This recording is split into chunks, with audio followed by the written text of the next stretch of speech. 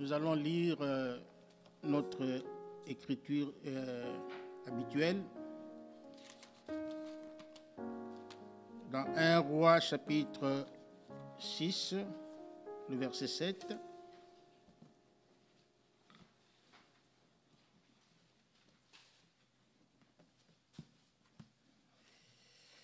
Un Roi chapitre 6, verset 7. Lorsqu'on bâtit la maison, on s'est servi des pierres toutes taillées, et ni marteau, ni hache, ni aucun instrument de fer ne furent entendus dans la maison pendant qu'on la construisait. 1 Timothée chapitre 3,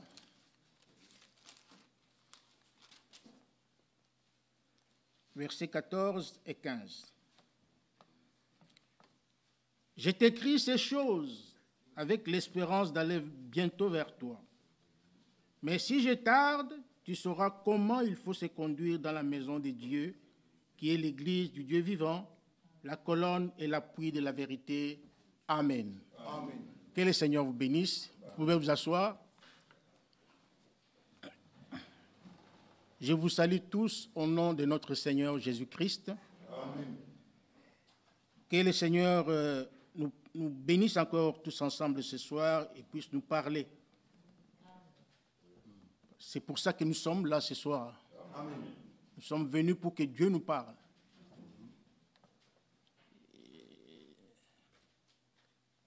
David pouvait dire « Je suis dans la joie quand on me dit « Allons dans la maison de l'Éternel ». La maison de l'Éternel est une maison de correction. Nous y venons pour être corrigés. Parce que la parole de Dieu, c'est elle qui nous corrige. Il n'y a personne au-dessus de la parole de Dieu. Tous les prophètes, tous les prédicateurs, tout ce que vous voulez, tout le monde, donc tout le monde est en dessous de la parole de Dieu. C'est pourquoi nous devons nous laisser, nous devons nous incliner devant la parole de Dieu, nous humilier devant la parole de Dieu, parce que c'est la parole de Dieu qui nous a créés. C'est la parole de Dieu qui nous donne la vie. C'est la parole de Dieu elle est au-dessus de tout. C'est par la parole de Dieu que Dieu a créé le ciel et la terre. Si tu es assis là, c'est grâce à la parole de Dieu. Donc nous devons respecter la parole de Dieu. Nous devons nous incliner devant la parole de Dieu. C'est elle qui nous corrige. C'est par elle que Dieu nous corrige. Et un vrai enfant de Dieu doit accepter la correction qui vient de Dieu. Non seulement accepter, mais aimer la correction de Dieu.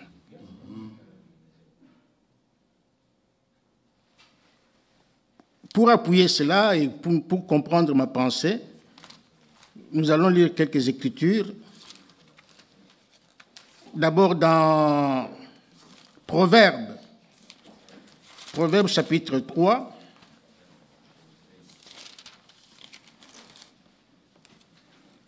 J'aimais de laisser Dieu nous parler que l'homme,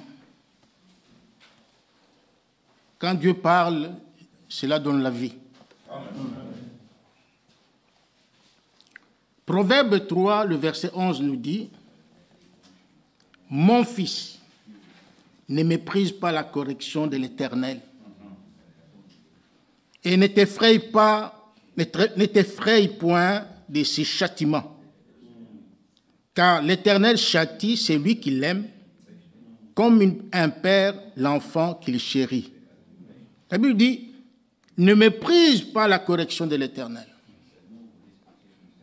Un enfant de Dieu, un véritable enfant de Dieu, né de nouveau, qui a réellement Christ en lui, ne peut pas mépriser la correction qui vient de Dieu.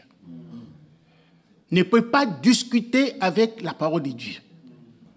Ne peut pas contester. Non, il peut pas, il doit accepter la correction, il doit aimer la correction. ne méprise pas la correction de l'Éternel. Le verset 12, car l'Éternel châtie celui qui l'aime. Comme un père châtie son fils qu'il chérit. Si Dieu est notre Père, nous devons accepter les châtiments qui viennent de lui. Proverbe 15 aussi nous dit quelque chose. Proverbe chapitre 15. Le verset 31 nous dit: c'est lui dont l'oreille est attentive aux réprimandes qui mènent à la vie, fait son séjour au milieu des sages. Alléluia. Amen. Si ton oreille est attentive aux réprimandes qui mènent à la vie, la Bible dit que tu feras ton séjour parmi les sages. Donc on va te compter parmi les hommes sages. Est-ce que vous comprenez? Amen. Donc tu seras compté parmi les hommes sages, pas les hommes stupides. Non. Les hommes sages. Pourquoi? Parce que tu tends ton oreille aux réprimandes qui viennent du Seigneur. C'est-à-dire tu tends ton oreille à la parole de Dieu qui te corrige. Si tu les fais, donc Dieu te compte parmi les hommes sages, les personnes sages. Pas parmi les stupides. Et le verset 32, il dit: celui qui rejette la correction méprise son âme. Alléluia. Amen. C'est lui qui méprise la correction, c'est-à-dire qu'il ne s'aime même pas. Parce que l'âme, là je suis devant vous, ça ce n'est pas moi. Ça c'est une enveloppe. Ce que vous voyez là maintenant, ce n'est pas moi. Moi je suis là. Moi je suis l'âme. Donc chacun de nous, là je ne vous vois pas, ce n'est pas frère Jean-Claude que je vois là. Mais le frère Jean-Claude est là, à l'intérieur. Vous comprenez? Alors, celui qui n'aime pas la correction méprise son âme. Est-ce que vous comprenez cela? Alléluia. C'est profond, hein? Celui qui n'aime pas la correction. On prêche la parole de Dieu. Ah, c'est trop dur, il exagère lui aussi, qu'est-ce qu'il croit? Donc, tu n'aimes pas ton âme, tu méprises ton âme. Donc, cela veut dire que tu envoies ton âme en enfer. Tu envoies ton âme à la mort. Et en faisant cela, tu pèches contre Dieu. Et la Bible dit, l'âme qui pêche, c'est celle qui mourra. Donc un vrai enfant de Dieu est censé aimer la correction qui vient de Dieu. Même si elle est dure, ça vous fait mal, mais vous devez l'accepter. Comme le groupe là, le disciple là, qui ont entendu la parole de Dieu par la bouche de notre Seigneur, qu'est-ce qu'ils ont dit? Cette parole est dure. Tu peux l'accepter. Et qu'est-ce qu'ils ont fait? Ils sont partis. Ils ont abandonné la vie. Ils ont abandonné la correction, sont partis. Où est-ce qu'ils sont partis? Ils sont partis à la perdition. Parce qu'ils avaient tout perdu. Ils ont tout abandonné. Ils ont abandonné la vie. Ils ont abandonné le salut. Ils sont partis. Mais il y a eu un petit groupe, qui restait. Ils ne comprenaient rien de tout ce que Jésus parlait. Ils n'avaient rien compris. Mais ils sont restés. Ils disent non. Ces choses, hein, non. Ce sont des choses inhabituelles. On n'a jamais entendu des choses pareilles. Et Jésus leur dit, et vous? Pourquoi restez-vous là? allez aussi comme les autres, allez-vous-en. Ils ont dit, mais Seigneur, où irions-nous? C'est toi qui as les paroles de la vie. Où irions-nous? Mais c'était dur. Ils n'avaient même pas compris ce que le Seigneur avait dit. Mais ils sont restés quand même. Soit un vrai enfant de Dieu, même si, je ne sais pas, même si tout va mal, il reste là. Il reste dans la parole de Dieu, dans la parcelle de la parole de Dieu. Il reste là. Jusqu'au jour où Dieu lui fera comprendre les choses. Vous voyez? Celui qui rejette la correction méprise son âme, mais celui qui écoute la réprimande acquiert l'intelligence. 1 Timothée, 2 Timothée plutôt. 2 Timothée, chapitre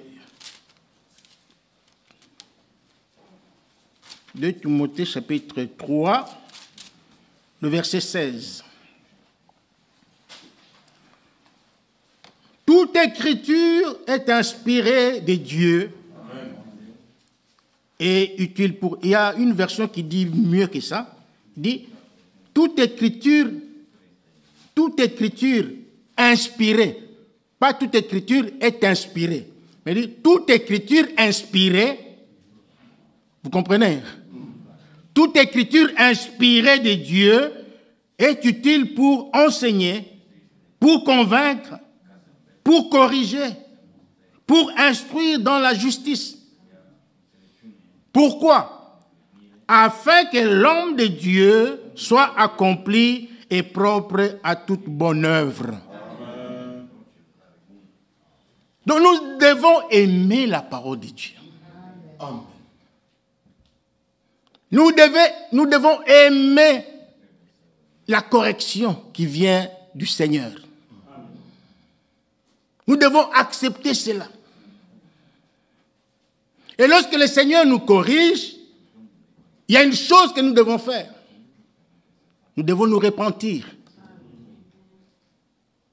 Nous devons vraiment nous repentir et arranger notre vie.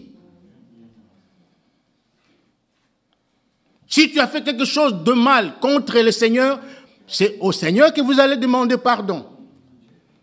Tu as fait quelque chose de faux contre ton frère, va voir ton frère, demande-lui pardon. Ne téléphonez pas, la Bible ne dit pas téléphoner ou écrivez un message pour demander, pour arranger la chose. Non. Non. Nous devons, la Bible dit, allez voir votre frère. Vois ton frère, vois ta soeur, arrange la chose, demande pardon et le Seigneur vous bénira. Amen. Arrêtez avec vos systèmes de... Tu as fait quelque chose de faux à ton frère, tu prends le GSM, tu écris un SMS pour demander pardon. Non. Ou tu appelles, tu prends le téléphone, tu appelles le frère, mon frère, pardonne-moi pour ça. Non, va les voir. C'est ça la parole. Va les voir. À moins que le frère soit au Japon, toi aux États-Unis. Bon, évidemment, là, nous sommes dans une situation, je ne sais pas comment l'expliquer. Là, tu peux appeler ton frère. Mais, du moment où vous êtes dans la même ville, vous pouvez vous voir. Demandez pardon. C'est simple. C'est simple. Parce que la Bible dit que c'est lui qui s'humilie et sera béni. L'humilité précède la gloire. L'humilité précède la gloire. Soyons des enfants de Dieu. Comportons-nous comme des enfants de Dieu. Vivons comme les enfants de Dieu. Nous sommes dans une famille. C'est une famille. L'Église est une famille. Vous voyez? Alors, pour continuer avec notre sujet, parce que nous sommes en train de parler de l'harmonie spirituelle, l'harmonie divine dans l'Église. Et dans ce message, nous sommes en train d'étudier, de voir comment est-ce que nous devons nous comporter dans la maison de Dieu.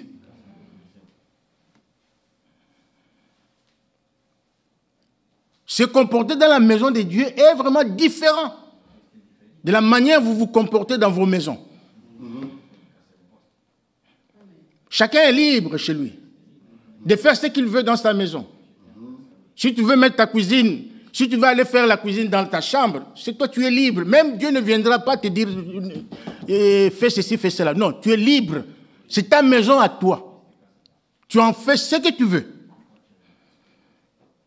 Tu marches dans ta maison, tu fais les choses dans ta maison comme tu veux. Mais n'amenez pas ce système-là dans la maison de Dieu. Parce que ce n'est pas votre maison, ce n'est pas ma maison, ce n'est pas la maison de personne ici. Comme Frère Michel a toujours dit, personne n'a son adresse ici. Donc, dans la maison de Dieu, il y a une certaine manière de se comporter. Amen. Chez vous à la maison, vous faites la loi chez vous, c'est votre maison, mais dans la maison de Dieu, c'est Dieu qui fait la loi. C'est Dieu qui fait la loi. C'est Dieu qui établit l'ordre dans sa maison. Et il demande de tout enfant de Dieu le respect. Donc chaque enfant de Dieu doit respecter l'ordre divin. Même si ça ne vous plaît pas, ça ce n'est pas son problème. Vous devez respecter l'ordre établi dans l'Église du Dieu vivant. Nous avons déjà montré que dans l'Église universelle, il y a une tête.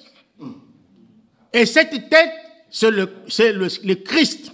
Amen. Christ est le corps et la tête du corps de l'Église. C'est lui qui dirige l'Église. C'est lui qui coordonne toutes choses dans son Église. C'est comme ça. Mais cette Église universelle est représentée dans chaque ville par une Église qu'on appelle assemblée locale. Amen. Et dans cette assemblée locale, il y a aussi une tête que Dieu a placée pour coordonner l'église locale. C'est le berger local. C'est lui qui est le tête de l'église locale, c'est lui qui coordonne tout. Et Dieu demande à son peuple du respect vis-à-vis de son serviteur qu'il a placé là. Même s'il est petit comme ça, vous êtes plus grand que lui, ce n'est pas le problème de Dieu. Même s'il est mince, vous êtes gros, ça ce n'est pas le problème de Dieu. Le problème de Dieu est qu'il a accompli sa volonté. Il a placé sa volonté dans son Église. Chacun de nous doit le respecter. Celui qui ne respecte pas l'ordre divin, Dieu le punira. Qu'il le veuille ou pas, il aura des sanctions. Pas moi, pas, je ne sais pas, mais c'est Dieu lui-même qui va les sanctionner. Donc, nous devons respecter l'ordre que Dieu a établi. Et nous avons aussi montré que chaque membre, ou plutôt chaque fils et fille de Dieu, chaque croyant doit avoir son assemblée locale. C'est une question de choix. Chacun est libre de choisir son église, d'aller où il veut. Mais du moment où tu as fait ton choix, tu as choisi ton église, il faut respecter les structures dans cette église-là que Dieu a placées dans l'église. Chacun doit avoir son église. Par conséquent, chacun doit avoir son pasteur. On ne peut pas avoir deux pasteurs.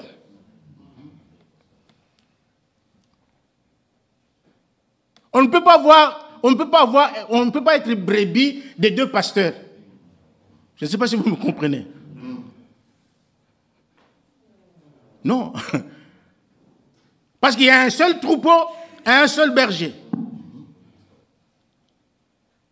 Quand je dis qu'on ne peut pas avoir deux pasteurs, et on ne peut pas être une brebis et avoir deux pasteurs, cela veut dire que lorsque tu as choisi ton assemblée, le pasteur qui est là, qui est placé là, c'est lui, ton unique et ton seul pasteur. Je ne sais pas si vous me suivez. C'est lui ton seul pasteur. C'est-à-dire, lorsque tu as un problème, quel que soit le problème que tu as, des problèmes personnels, ainsi de suite, il faut voir ton pasteur et non quelqu'un d'autre en dehors de ce pasteur-là. Je ne sais pas si je m'explique bien. Parce que vendredi, nous avons parlé du cordon ombilical. Nous avons dit que nous tous ici, presque nous tous, nous venons d'ailleurs, de par-ci par-là. Nous avons les frères roumains qui viennent de la Roumanie. Nous avons les frères qui viennent du Congo. Il y a des frères qui viennent, je ne sais pas où. Donc nous venons de quatre coins du monde. Nous nous retrouvons ici, nous formons un troupeau. Et lorsque nous formons un troupeau, Dieu met à notre tête donc un pasteur qui doit nous conduire parce que c'est son troupeau à lui. Vous comprenez? Et en ce moment-là, nous devons chacun de nous couper. Lorsque nous avons choisi cette assemblée comme notre assemblée locale, donc notre port d'attache, nous devons couper les cordons ombilicaux, c'est-à-dire les liens qui nous liaient à nos pasteurs de là où nous venons. Parce que nous avons une mauvaise habitude.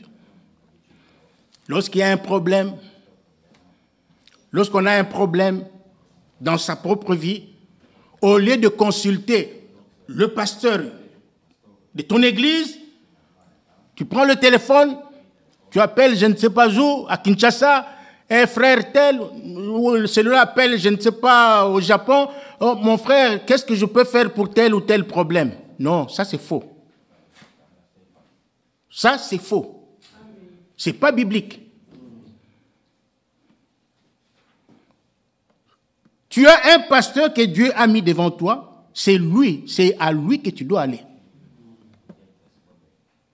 C'est lui ton pasteur.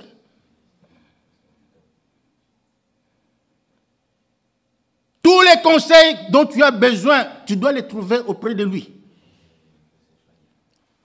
Ton problème de mariage, ton problème de fiançailles, ton problème de divorce, ton problème, quels que soient les problèmes que vous avez, même dans vos ménages, vous devez les amener à votre pasteur.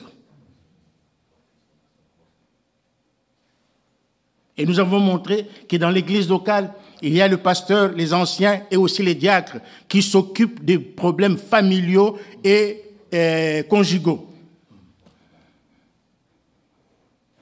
Et nous avons aussi dit que le pasteur n'est pas une marionnette. Il n'est pas là pour légaliser les débauches que les gens font. Non. L'Église ne légalise pas le péché. L'Église condamne le péché. Vos amens étaient faibles. L'Église condamne le péché. Parce que Dieu sanctionne les péchés. Qui que vous soyez. Lorsque vous commettez les péchés, Dieu sanctionne. Dieu frappe. Même si tu es son enfant, Dieu frappe. Donc l'Église ne sanctionne pas le péché.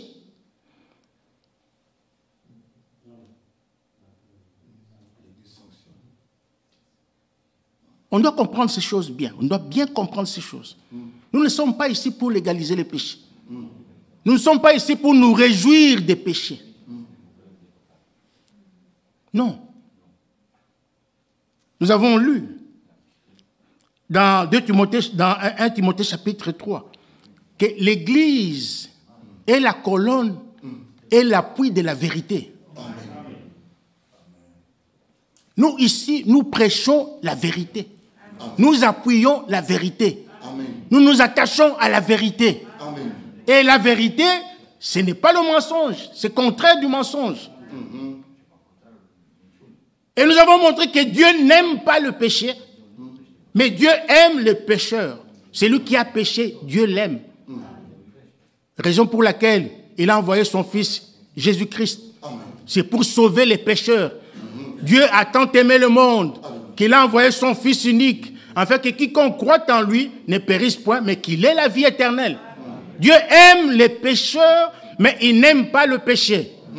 Par conséquent, les enfants de Dieu, ayant la nature divine en eux, n'aiment pas aussi les péchés, mais ils aiment les pécheurs.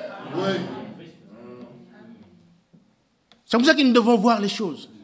Quand il y a un problème dans l'Église, un problème de péché, par exemple, nous les traitons selon la Bible. Nous les traitons selon la Bible. Sans favoritisme.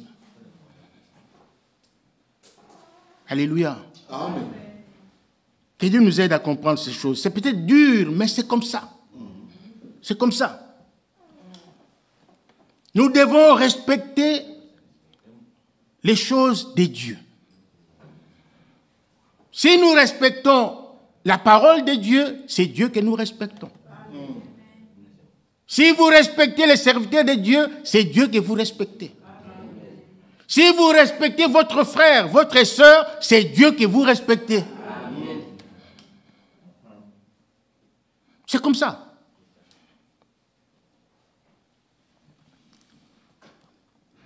Une vraie brebis se laisse conduire par son berger. Une brebis ne peut pas être plus intelligente que son berger. Ne peut pas connaître mieux que son berger.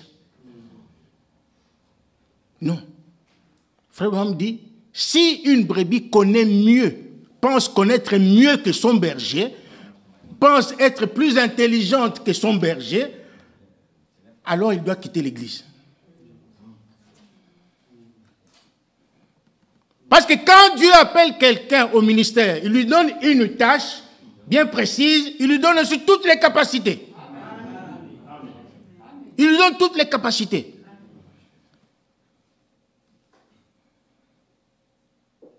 Que Dieu nous aide à comprendre vraiment ces choses.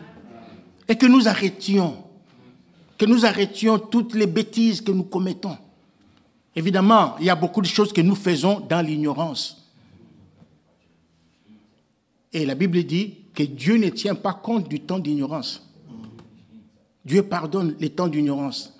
Mais du moment où nous connaissons la vérité, que les choses doivent se passer de cette manière, nous devons marcher de cette manière, alors arrêtons avec l'ancienne vie. Prenons un nouveau départ. Prenons un nouveau départ. Une brebis se laisse paître par son berger. Une brebis têtue, nous avons donné l'exemple le vendredi, Frère Branham a fait une petite expérience. Il est allé quelque part, il a trouvé dans un troupeau, il était allé voir son ami, il a vu une brebis qui boitillait. Il dit, mais qu'est-ce qui s'est passé? Il lui a expliqué, non, c'est une brebis têtue. À chaque fois qu'on marchait, elle allait toujours dans l'enclos voisin, manger là-bas dans l'enclos voisin.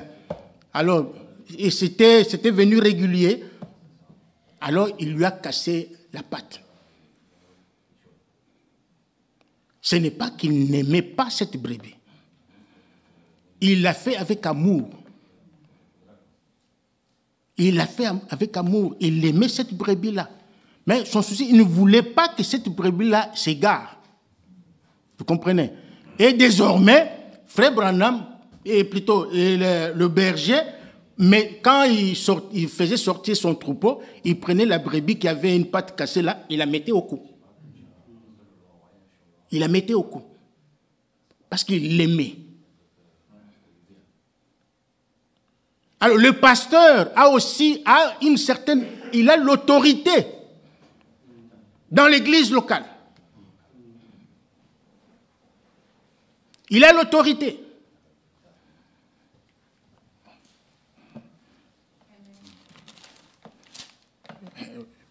Passons. Comprenez vraiment ce que je veux dire.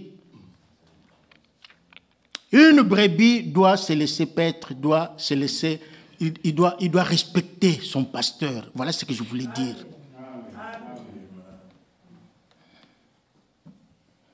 Il doit respecter son pasteur. Parce que Dieu lui a donné une certaine autorité sur son troupeau.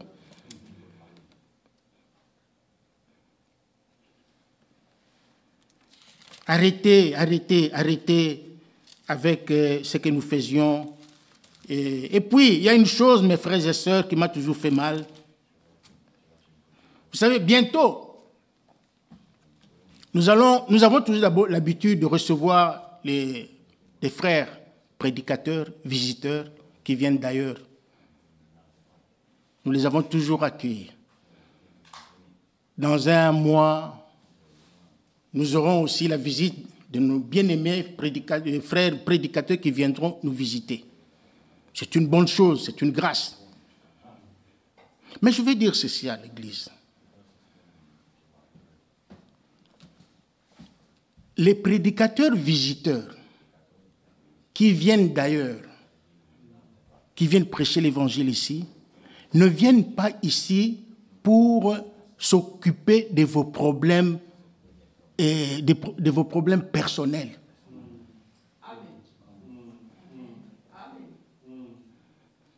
Ils ne viennent pas ici pour traiter vos problèmes à vous.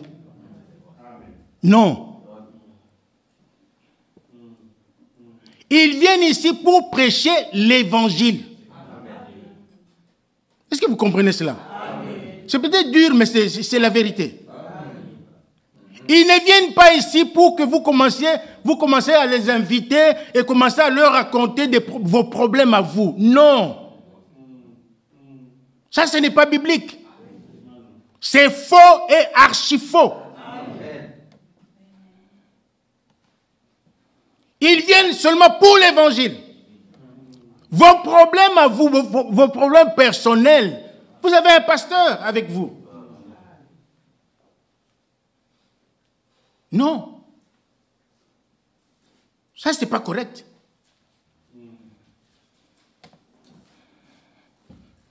J'en parle parce que j'ai vécu cela, j'ai vu ça dans cette assemblée. Ça, ce n'est pas bon, mes frères. Moi, je ne mâche pas mes mots. Moi, je dis la vérité. Ne les faites plus.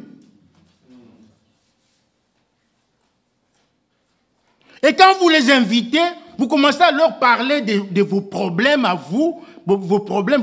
Mais le berger de la ville ne connaît même rien du tout. N'est même pas au courant de tout ça. Ça, c'est un sabotage. C'est un mépris. Vous méprisez votre pasteur.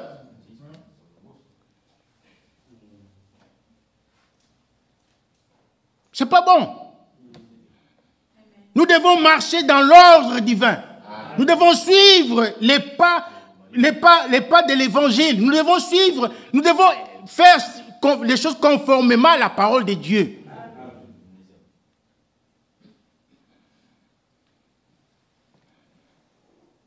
Je ne dis pas que vous ne pouvez pas parler aux prédicateurs. Non, non, non, non, non, non. Ce sont nos frères. Ce sont nos frères.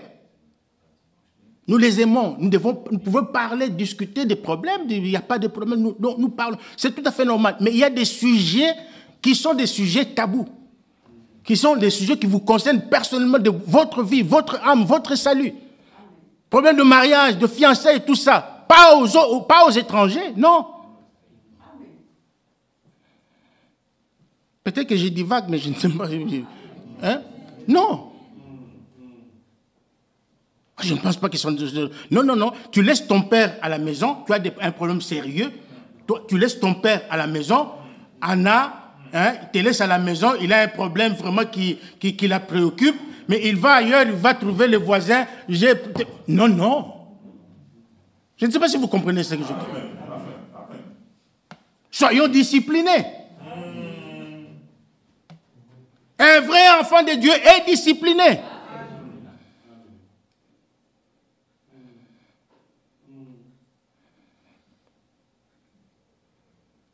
Quand vous faites les choses qui ne sont pas conformes, ce n'est même pas Frère Michel qui va vous sanctionner, vous frapper. Non, c'est Dieu qui va s'occuper de vous.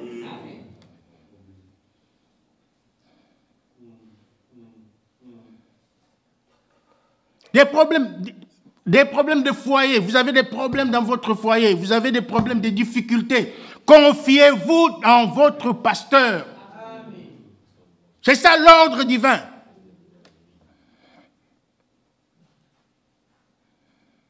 Si vous résistez dans votre cœur, sachez que vous vous faites du mal vous-même. Parce que vos problèmes que vous avez là dans vos foyers, là, dans vos maisons, vous n'aurez jamais de solution par vous-même. Je vous le garantis, mes frères. Je vous dis la vérité. Vous allez faire 100 ans avec ces problèmes qui vont rester irrésolus. Dieu sait pourquoi il a placé ses serviteurs. Dieu sait. Il y a des anciens, il y a des diacres dans l'église locale. Vous avez des problèmes, trouvez-le. Et le mardi passé, nous avons vu que les gens allaient vers Moïse pour consulter Dieu. Ils n'allaient pas consulter Moïse, mais ils allaient vers Moïse pour consulter Dieu. Et le peuple amenait des problèmes que les autres pouvaient résoudre, les diacres et tout ça, ils pouvaient résoudre des autres problèmes. Mais les problèmes les plus difficiles, on les amenait chez Moïse. C'est Moïse qui les traitait.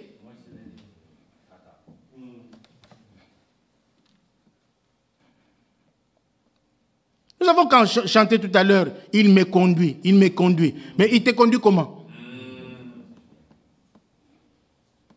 Il te conduit comment?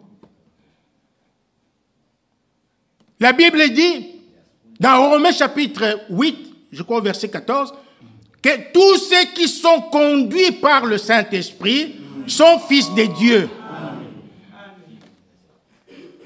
Et comment le Saint-Esprit conduit-il les enfants de Dieu? Il les conduit dans toute la vérité. C'est-à-dire dans toute la parole de Dieu. Il conduit selon la parole. Donc l'Esprit de Dieu prend la parole de Dieu et vous la donne. Pour que vous la mettiez en pratique. C'est comme ça que les choses marchent dans l'église de Dieu, dans le royaume de Dieu.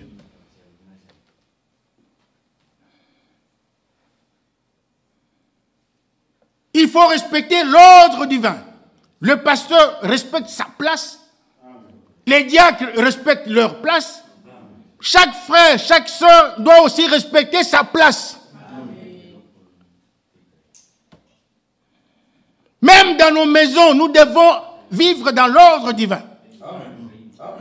L'homme doit être à sa place, la femme à sa place, et l'homme doit prendre ses responsabilités, la femme aussi les siennes. Les enfants aussi doivent être à leur place. Si dans nos maisons, nous vivons en ordre, nous allons ramener cet ordre-là dans l'église.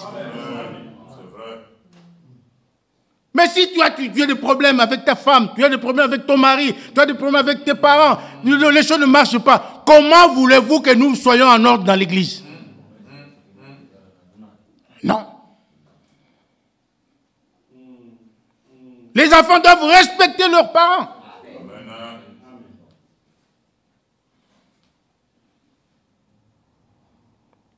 La femme doit obéir à son mari. Elle doit être soumise à son mari. C'est la parole de Dieu. Le mari aussi, à son tour, doit faire sa part. C'est-à-dire, le mari doit aimer sa femme. Il faut aimer, donc il faut aimer, chacun a sa part. Si nous respectons ces choses dans nos maisons, nous allons ramener la paix dans l'église. Et les pasteurs auront moins de problèmes à traiter. Alléluia. Les diacres vont devenir des chômeurs. Parce qu'ils auront moins de problèmes à traiter dans l'église.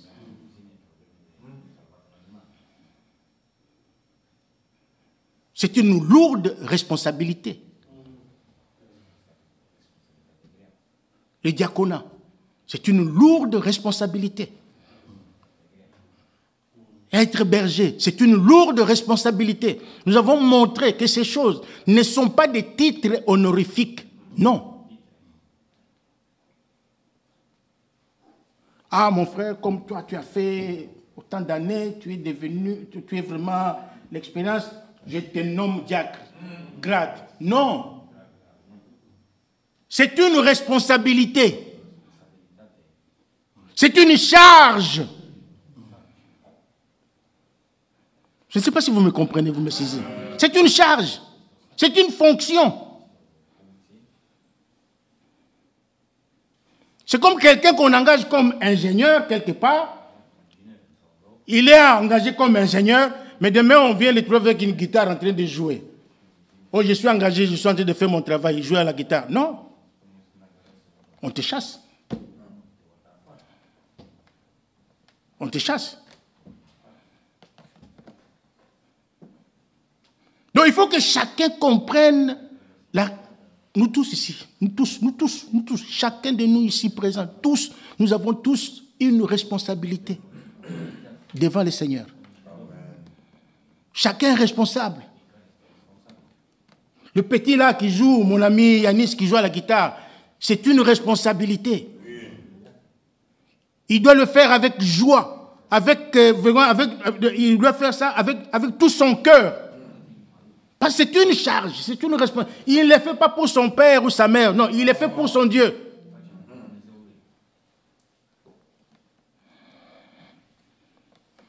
Alors je disais, arrêtons, lorsque les visiteurs viennent, ils ne viennent pas pour traiter vos problèmes personnels. Non.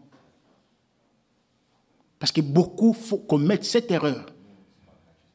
La Bible dit, Jésus a dit, vous êtes dans l'erreur parce que vous ne comprenez ni les Écritures, ni la puissance de Dieu. Lorsqu'on ne comprend pas les choses de Dieu, on va commettre beaucoup d'erreurs. Beaucoup. C'est tout à fait normal. Vous voyez? Alors arrêtons avec cette erreur-là. Lorsque les visiteurs viennent ici, accueillez-les, comme nous l'avons toujours fait, parler, il y a des choses qu'on peut parler avec eux, mais pas vos problèmes, pas leur soumettre vos problèmes personnels. Non. Non, arrêtez avec ça. Vous avez un berger local qui est censé s'occuper de vous, de vos problèmes.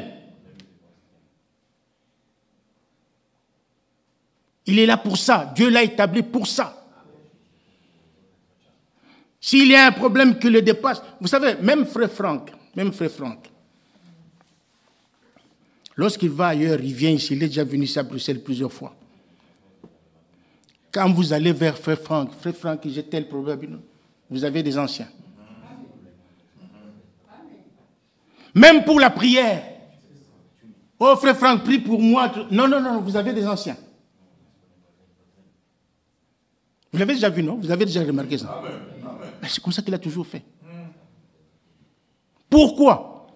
Parce qu'il respecte l'ordre divin. Il respecte. Il sait que dans chaque ville, il y a une assemblée locale. Il y a des anciens dans chaque ville. Il le sait. Et ces anciens-là sont censés s'occuper des membres de l'assemblée locale.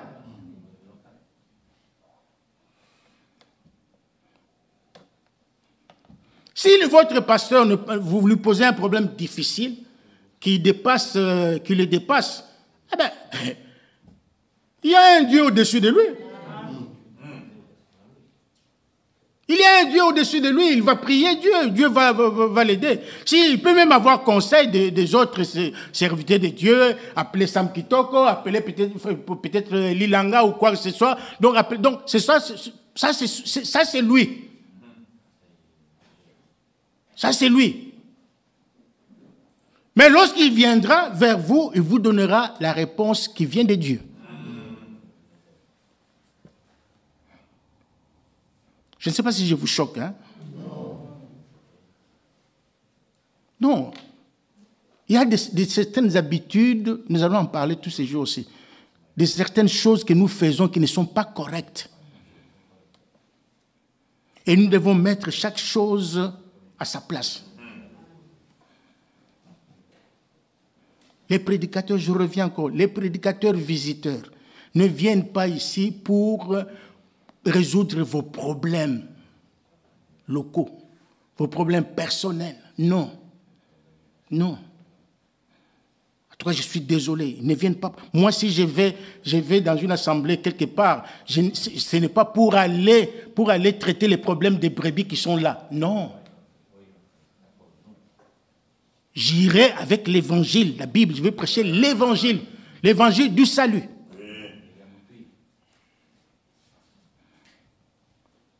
Je vais prêcher l'évangile du salut.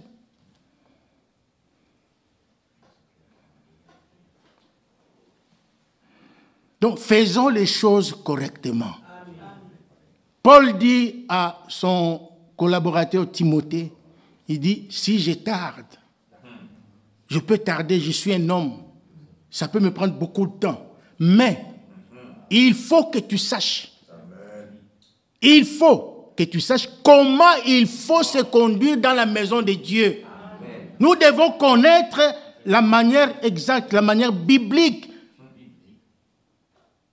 que nous devons suivre dans la maison de Dieu. C'est vraiment important.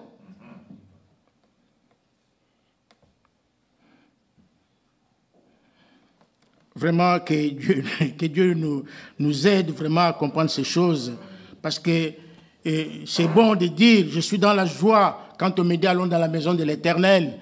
On crie Amen. Nous venons à la maison de nous venons à la maison de l'Éternel pour faire quoi au juste? Nous venons à la maison de l'Éternel pour connaître sa volonté, pour connaître comment est-ce que nous devons marcher dans sa maison.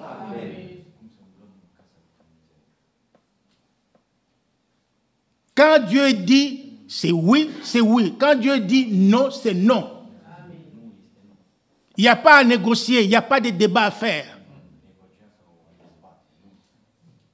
Donc nous devons respecter la maison de Dieu. Respecter même l'heure du culte.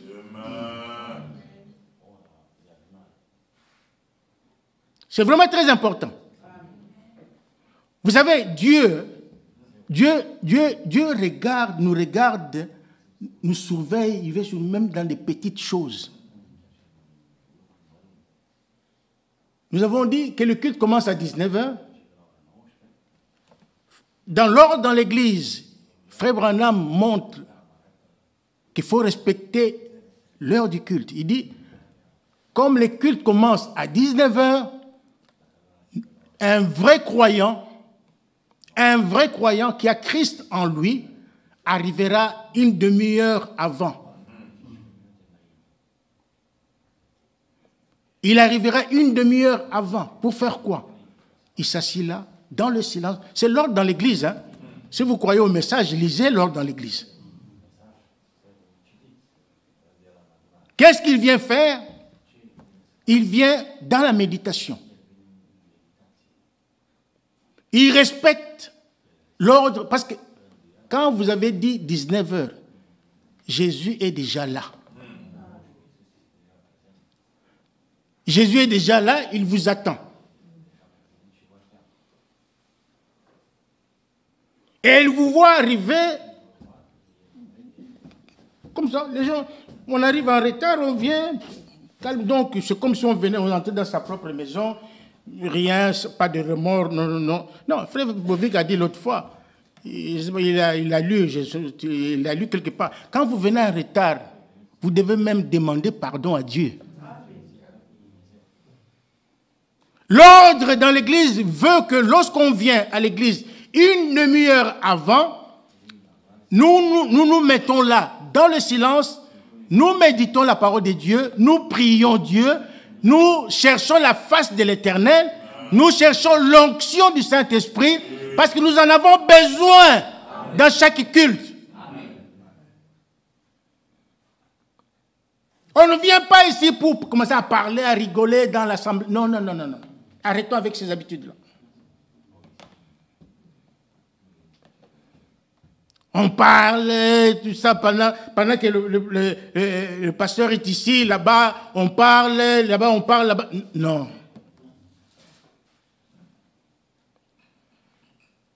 Lorsque l'homme de Dieu est déjà ici à la chair, sachez que le Saint-Esprit est déjà là.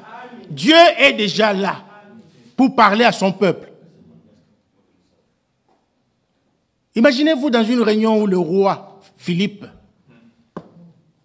est là, il est en train de parler, de faire son discours. Vous êtes là en train de parler, de vous transmettre les billets, tout ça. Non, Frère Branham le dit dans l'église. Ce n'est pas un lieu de pique-nique.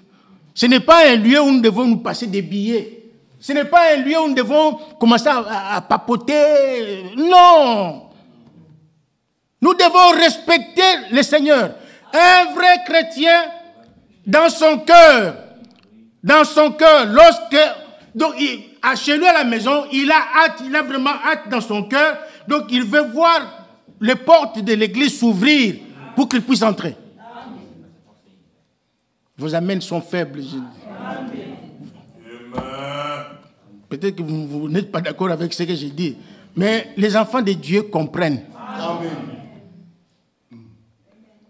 Peut-être que j'explique mal certaines choses, mais les enfants de Dieu comprennent par le Saint-Esprit.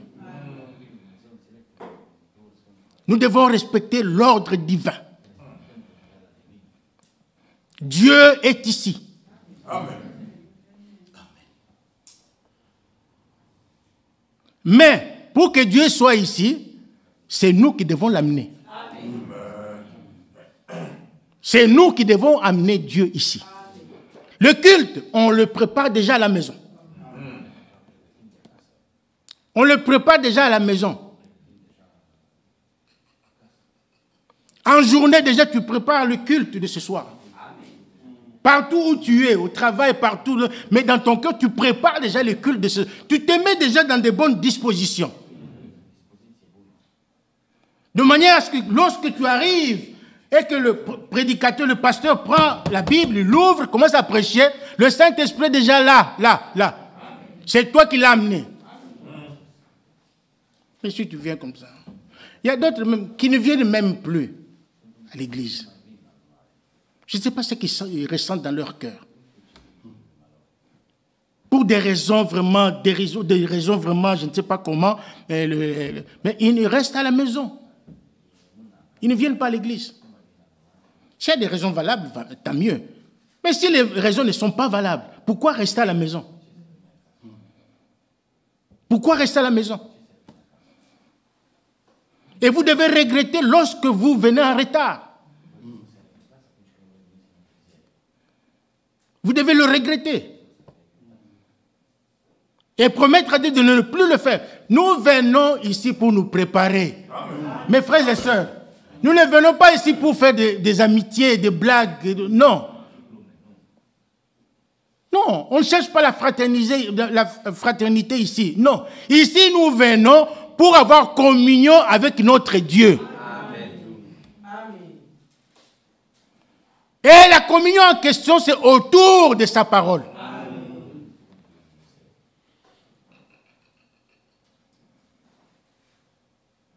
Que Dieu nous aide à comprendre vraiment ces choses. C'est une maison de correction. Il faut accepter la correction. Il faut accepter la réprimande. Lorsque Dieu te corrige, il faut accepter. Personne n'est au-dessus de la parole de Dieu. Personne.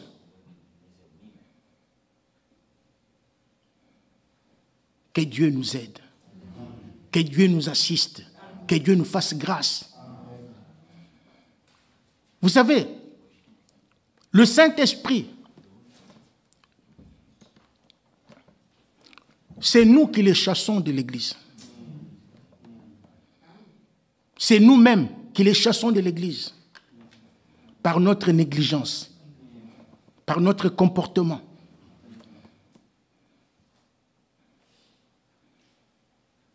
C'est nous-mêmes qui les chassons de l'Église. Si réellement nous avons besoin du Saint-Esprit, nous devons vraiment le chercher, nous devons l'avoir, nous devons le garder avec nous. Et par notre comportement, nous laisser bénir. Alléluia. Nous devons nous laisser bénir. Parce que c'est lui qui bénit.